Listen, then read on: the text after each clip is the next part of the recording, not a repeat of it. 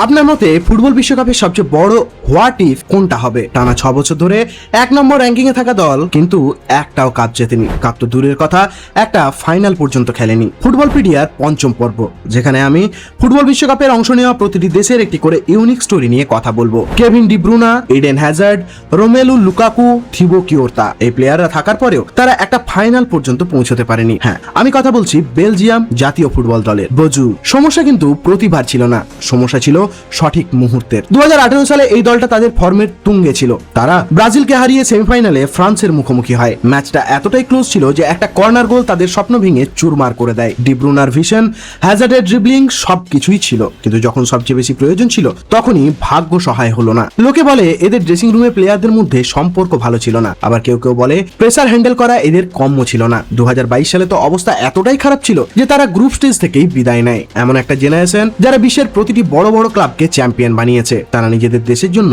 একটা মেডেল পর্যন্ত জিততে পারলো না। বেলজিয়ামের এই গোল্ডেন জেনারেশন এখন শেষ হয়ে গেছে এবং সম্ভবত ফুটবল ইতিহাসের সবচেয়ে বড় হোয়াট ইফ হয়েই থেকে যাবে। আপনার কি মনে হয় বেলজিয়াম তাদের সবচেয়ে বড় সুযোগ হাতছাড়া করেছে? কমেন্টে জানান আপনার প্রিয় বেলজিয়াম প্লেয়ারকে।